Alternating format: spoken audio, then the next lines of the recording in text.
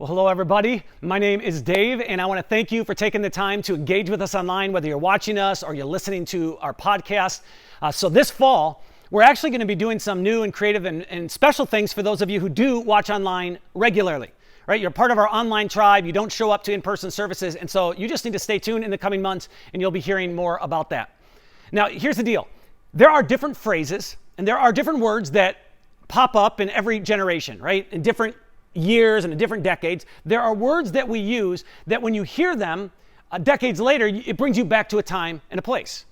And so, for example, in the 1920s, there was the word copacetic. It meant all is well. Things are going good. It's copacetic. So that was one of those words. In the 1940s, there was two words put together, holy mackerel. Dorky, but it was just like, I'm impressed, right? 1980s, you might remember this if you were around. Gag me with a spoon. It basically meant I totally disapprove. I think that's bizarre. And if you use gag me with a spoon, you're such a dork. You really are. 1990s, a word popped up, the word not. And it was always in sarcasm. You would say something like, I love the Cleveland Browns. Not, right? And I still have friends that from time to time will use it, and I'll be like, come on, that's been gone for a while. YOLO has popped up in the last several years, which means you only live once. If you're on TikTok, you probably hear sheesh from time to time, which is this expression of surprise. But here's the deal. Every year and every decade, there are these words and phrases that become popular for a while, and then they fade away into oblivion. And of course, there are some people that hold on to them way too long, but we'll remember them when maybe we're watching I Love the 80s or I Love the 70s type of shows, and they bring up those words. Well, regardless of what year you want to go back to, regardless of what decade, regardless of what generation you're a part of, there is a word that seems to be used in every generation. It is a word that's used in doctor's offices.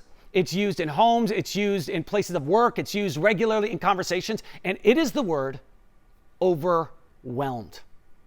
So you ask someone, how are you doing? And the answer is, I'm overwhelmed. I've got so much going on. And that's understandable. And so part of our summer school series that we're in the midst in right now is this kind of how-to series. I want to talk about how to move forward when you feel overwhelmed. Now, every generation has reasons for why they're overwhelmed. Some generations, the reason they were overwhelmed is they had very limited access to anything. There were very few good inventions. Technology just wasn't what it is today. But I want to talk about our generation because in our generation, things are different. The reason so many of us feel overwhelmed is there is really too much of everything. We're bombarded on a regular basis, right? There's no way we can keep up with everything that is happening. So with all the news that's unfolding in our world that we're flooded with on a daily basis, we can't keep up with all the different forms of communication. With email, with texting, with instant messaging. It's just impossible to keep up. Then we have social media. We have Facebook and Instagram and TikTok. And we could go, MySpace is still a thing, believe it or not. Millions of people. There's just so much going on. And so it's easy to become overwhelmed. When you go to buy something, think of all the different options. You just want to buy toothpaste. You just want to buy cold medicine. Maybe you go to Starbucks. So many options. In fact, Starbucks, they claim to offer more than 80,000 drink combinations. Now, the standard ones are the most popular, and they're the ones that everybody goes for, right? But a couple months ago, there was a guy who decided to order a drizzled, whipped up, ice crunch, venti, caramel, ribbon crunch frappe. It had 5 bananas, 7 pumps of dark caramel sauce, 1 pump of honey blend, and a total of 13 different additions. Now, the guy who ordered it, his name was Edward, so the drink ended up going viral, and people were walking into Starbucks, and they wanted the Edward. And some people were annoyed, and other people thought it was brilliant. But here's the deal. It's easy to be overwhelmed. There's just so much going on in our world.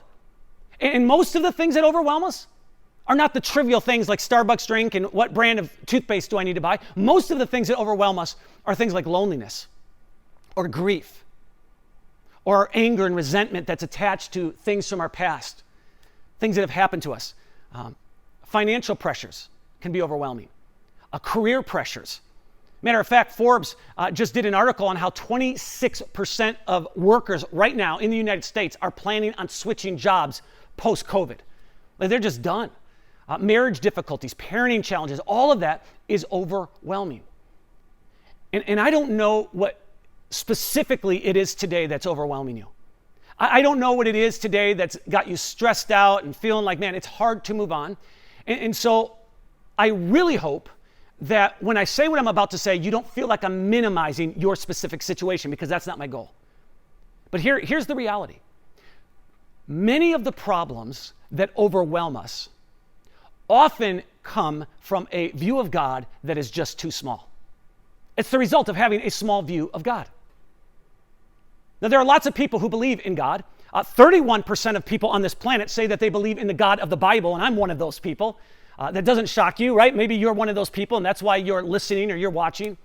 But here's the deal. If you believe in the God of the Bible, and I believe in the God of the Bible, if we were just to sit down and we were to talk about our God, we were to have a real conversation about our doubts, we were to have a real conversation about our questions, the things we love most about God, the things we like least about God, I think what we would discover about ourselves in that conversation is that we have a view of God that is often just a supersized version of ourselves.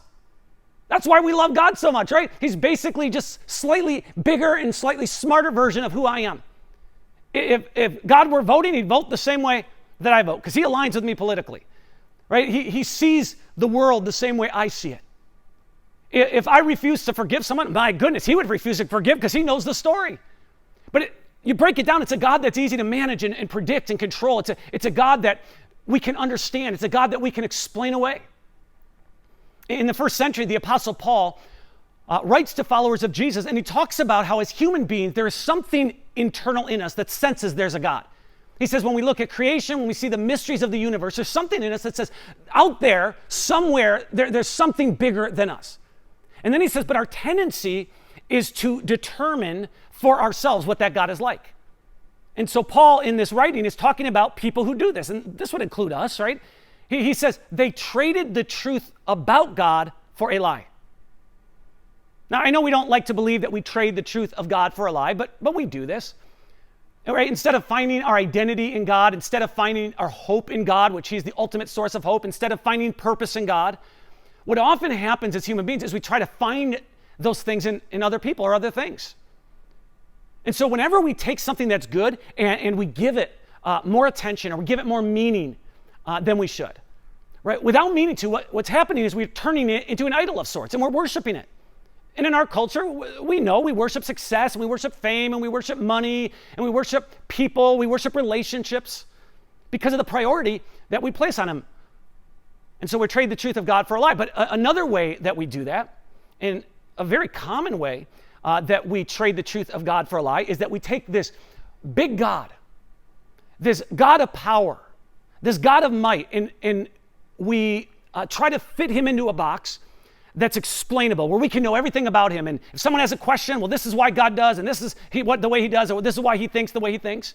But here's the deal. God is way bigger than our imaginations, and God is way bigger than all the answers.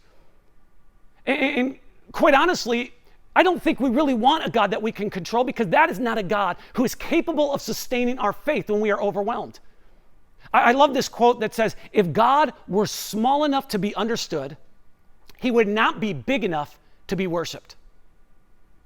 That makes sense. If we can understand all the things about God, why would we worship him? Because a God who is a reflection of us is a God who rarely does miracles.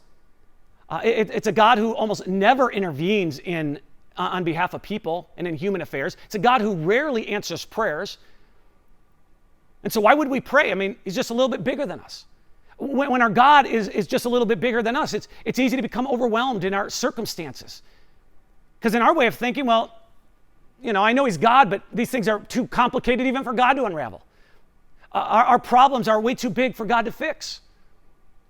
And a God who's only just a little bit bigger than us is a God who is uninterested in our life.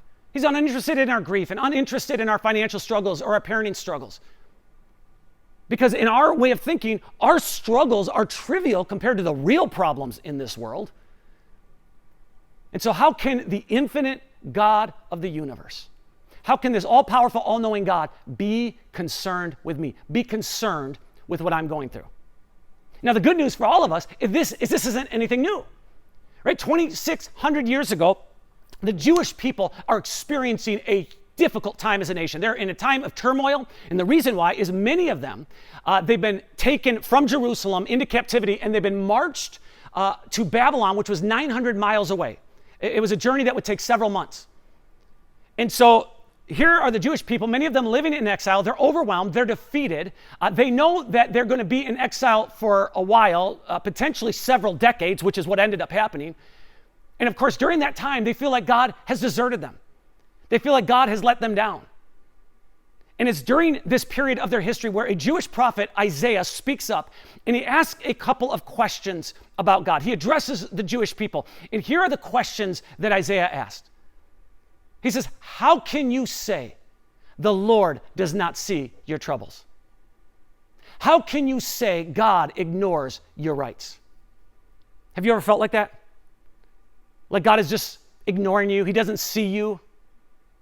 Have you ever felt like God is uninterested in what's happening to you directly, even though you feel overwhelmed? I want you to know that God does see your struggles. And right now, if there's something in your life that is overwhelming you, God is very aware of it. And so Isaiah continues to ask questions of the Jewish people. And he asks, have you never heard? Have you never understood? The Lord is the everlasting God. Now, I love this because Isaiah is speaking to this group of people who are overwhelmed. And the prescription that he gives them is a dose of the magnificence and the majesty and the power and the glory of Almighty God. And Isaiah basically says to them, stop, collaborate, and listen, right? He says, I want you to just stop. I want you to look at God. I want you to consider the nature and character of God. And here's the deal. If you do, one of the things that you will notice about God is that God is eternal.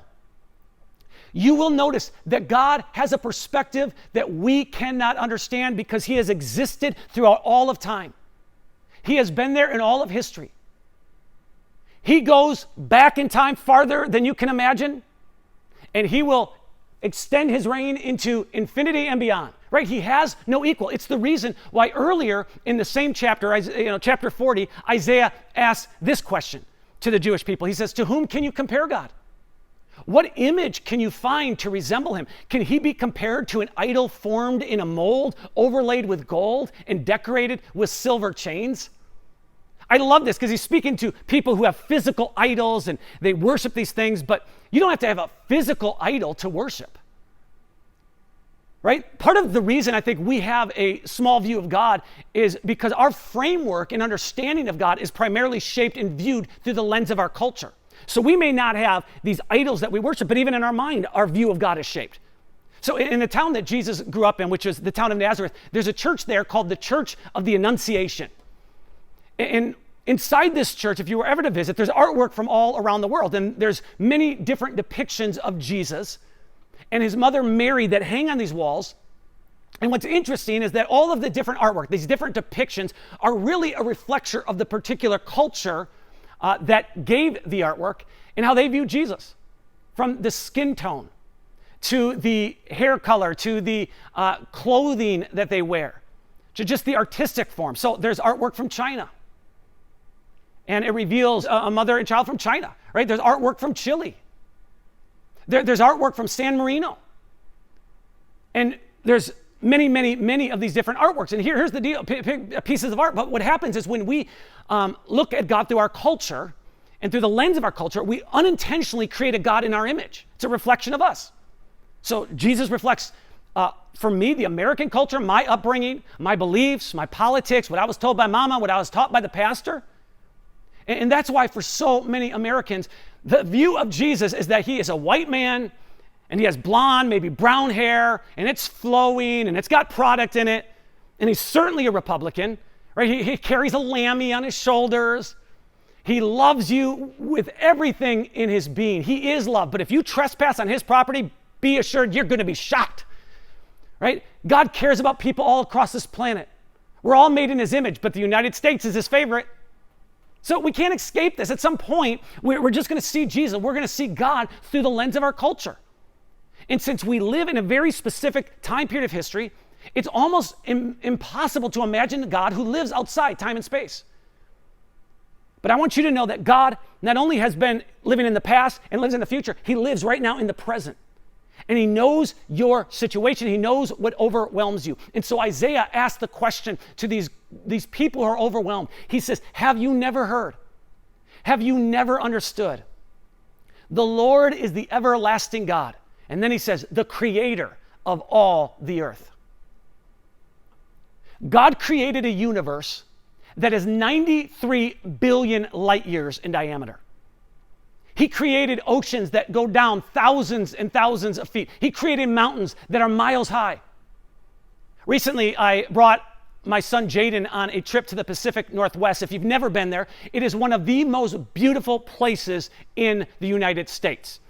Even more breathtaking, believe it or not, than Gary, Indiana. But here's the deal. God created it. And God created every part of this planet, every part of this universe. And it's so big that scientists and really smart people are continually discovering how little we actually know about it. They're saying there's way more to this than we can understand. And so Isaiah writes that God is the creator of all the earth. And since he is the creator of everything, here's what we know about God. We know that God is everywhere. If God created, there's no part of our universe that is a mystery to him.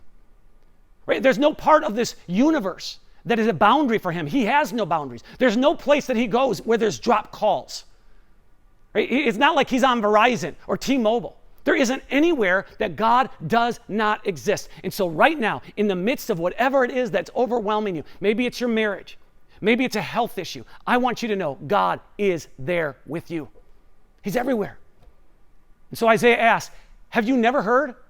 Have you never understood? The Lord is the everlasting God. He says he's the creator of all the earth. And then he continues. He says, he, God, never grows weak or weary. God has the strength and he has the power to do whatever he chooses to do. And if I want to build a deck, you know what I got to do?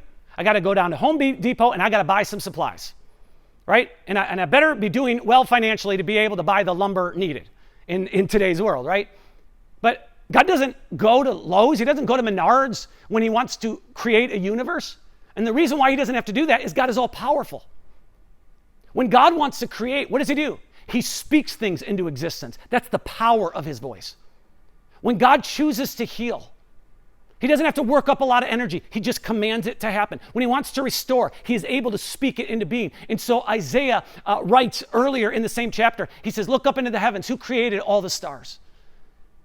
He says he brings them out like an army, one after another, calling each by its name. He says because of his great power, because of his incomparable strength, not a single one is missing. God has the power to hold this universe together. That's the power of our God. God has the power to give the sun its ability to burn at the rate it burns and the energy it burns with. Right? It's God's power that gives us the ability to think and the ability to work. It's God's power that sustains our life day after day, week after week, month after month. And so Isaiah asked the question, have you never heard? Have you never understood? The Lord is the everlasting God. He's the creator of all the earth. He says he never grows weak or weary. No one can measure the depths of his understanding. How can God know? How can God care about what's happening in our world and simultaneously know and care about what's happening in your life and in my life? That doesn't make sense. And it doesn't have to, because Isaiah writes, no one can measure the depths of his understanding. One of the things that we discover about God in Isaiah's writing is that God is all-knowing. His knowledge and his understanding are impossible to search. You can't go to Google and discover everything there is to know about God. As a matter of fact, you discover very little. Only God knows the exact date and time that this universe came into existence. We can debate it. We can read and study great scientists and great thinkers, but only God knows. Only God knows the intricacies of black holes and dark energy, in what Aaron Rodgers is going to decide to do this fall. Right? That's only in God's hands. He is in a category all of his own. So, just to bring this all together, just to put a little bit of, sink our teeth into this, make it a little bit practical, what I want to do today is I want to close with a story, and I want to close with a story about a man. He was a king, and he was overwhelmed.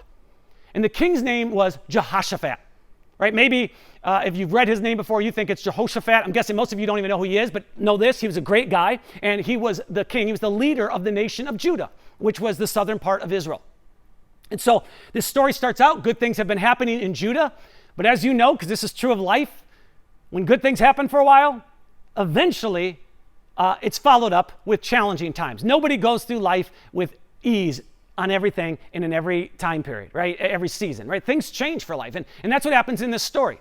Good things were happening, and now things get difficult. What happened was several nations started coming together, and they formed a coalition. And what they decided together was they were going to attack the nation of Judah. They were going to come together, they were going to start making their way to the city of Jerusalem, and they were going to destroy it. Well, as you can imagine, Jehoshaphat's phone starts blowing up with text messages and phone calls, and people are saying, hey, there's a bunch of armies and they're on their way. And Jehoshaphat is hearing this news, and here's what we read happened. We read Jehoshaphat was terrified by this news and begged the Lord for guidance. This isn't going to shock you. Jehoshaphat was overwhelmed. Right? Jehoshaphat was afraid. Just like I'm sweating a little bit now under the lights, right? He was sweating. He's insecure. He's aware that he doesn't have the resources or the army to withstand the attack that's about to come his way. And so Jehoshaphat does what all of us do when we're afraid, right? When we're out of options. He just prays, and he asks the people around him, pray. He goes on social media, I need everybody to be praying for me. And then as people start to pray, he says, all right, now what happened? I want you to all come together. And as they came together, he prayed this prayer in front of everybody. Very public way. Oh Lord, God of our ancestors, you alone are the God who is in heaven. You are ruler of all the kingdoms of the earth. You are powerful and mighty. He says, no one can stand against you. So King Jehoshaphat just stops. And he reminds himself, he reminds the people of Judah of the greatness of God. When I am overwhelmed, I need to remember how big God is. So instead of telling my problem or God about how big my problem is, I need to basically tell my problem how big God is. Right? Because the more I realize how big God is, the less my problems will become, the smaller they become. That's what Jehoshaphat does. And then he continues praying. And we don't have time to read all the verses. But what he does is he spends time recalling what God had done for the people of Israel throughout their history. So in his prayer, he's saying, hey, you gave us property when we had no property. We were slaves for hundreds of years, and then miraculously you delivered us, and we had no hope of freedom, but you somehow made us free. You're an amazing God. And then he continues to pray, and in his prayer he is reminding himself through these phrases of what has happened in the past. And it's the background for his prayer, like, God, you've been faithful, and when I am overwhelmed, I need to remember what God has done for me in the past. You need to remember what God's done for you. Right? If there's a time that God's come through financially for you, if there's a time that God provided a healing, if there's a time that God has opened a door when there didn't seem to be a door that was going to be open, you need to remember that. That needs to be the background and the backdrop for your prayer. Well, as Jehoshaphat continues praying, he starts to talk about the promises of God. And he says, hey, God, we've been told by our ancestors, whenever we have difficulty, whenever there's war, whenever there's famine, whenever there's something out of our control, that we can call on you and you will rescue us. And so in his prayer, he says, that's what we're doing today. We're remembering your promise to help. We're remembering your promise to get involved. And so here's the deal. When I'm overwhelmed, I need to remember the promises of God. I need to remember the character of God. That God is faithful. That God has the ability to heal. That God is the provider. He has the ability to provide if he so chooses. I need to remember that God is with me, that he never leaves me and he never forsakes me, and that when I'm going through, he is here in this moment. So Jehoshaphat continues to pray, and he eventually prays for protection, and he ends his prayer with these words. He says, oh, our God, won't you stop them? We are powerless against this mighty army that is about to attack us. We do not know what to do, but we are looking to you for help. So here's Jehoshaphat. He's out of options, and he acknowledges, I'm out of options. I'm limited in what I can do. And so he declares his ultimate dependence on God. And this is so important. It is important that you and I, when we're overwhelmed, realize what we are limited to do. Like, it's good to come to the end of ourselves, to say, hey, I've done everything I can do, but now, God, I need you miraculously to step in and do what only you are able to do. And so the people of Judah pray, and Jehoshaphat leads them, and they put their situation in the backdrop of God's greatness.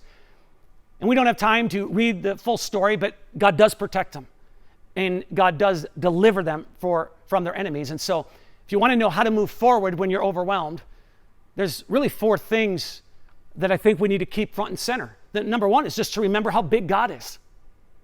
Number 2 is to remember what God's done in the past, because it's a big indication of what he's going to do in the future. Number 3 is to remember the promises of God, that he's with us, that he's for us. And that number 4, that I need to remember my dependence on God. That I need to remember I cannot do this alone. That as many talents, as many gifts, many resources I may have, there are huge limitations in my life. So going back to the words of Isaiah, where he's writing about the greatness of God, and he's talking about the greatness of God, he's asking all these questions.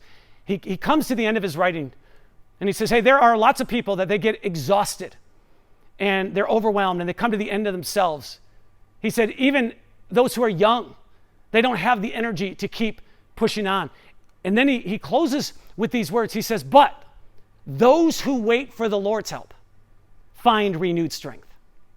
They rise up as if they had eagle's wings. They run without growing weary. They walk without getting tired. Those who wait on the Lord will find renewed strength. Now, you're human, just like I am. I know none of us like to wait, but we got to remember there are many different types of waiting.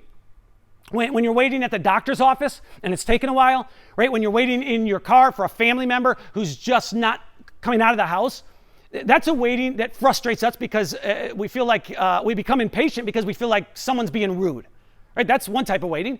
If you have a family dog, which I do not a big fan of dogs. I'm way less a fan of cats, of course.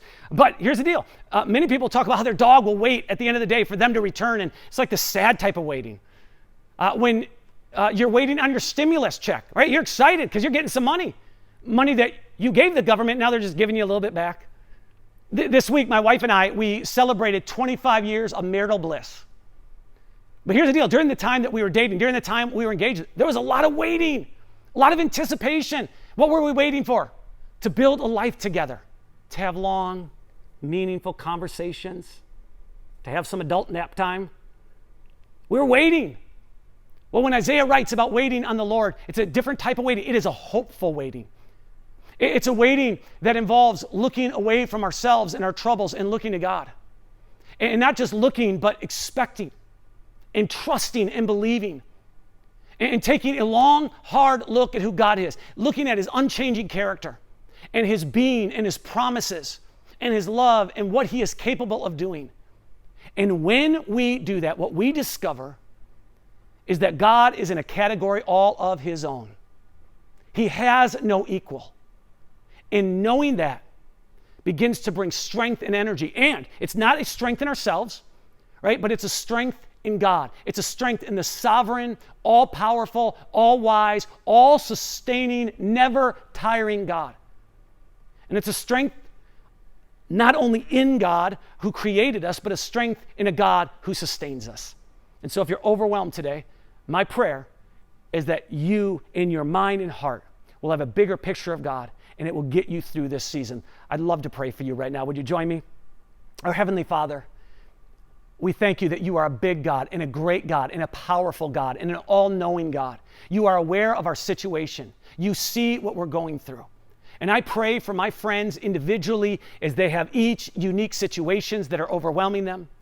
God, I pray that you would respond to their unique situations, and that in this season, for each of us, those watching, those listening, for myself, that as we're overwhelmed, you would continually, by the power of your Holy Spirit, enlarge our mind and our heart in understanding the greatness of God. And I pray that we would be able to get through the season that we're in a way that we're still strong in our faith, and in a way that we love you deeply and we're faithful to following you. We pray this in Jesus' name. Amen. Well, thank you for joining us today. I pray you have a great rest of the week.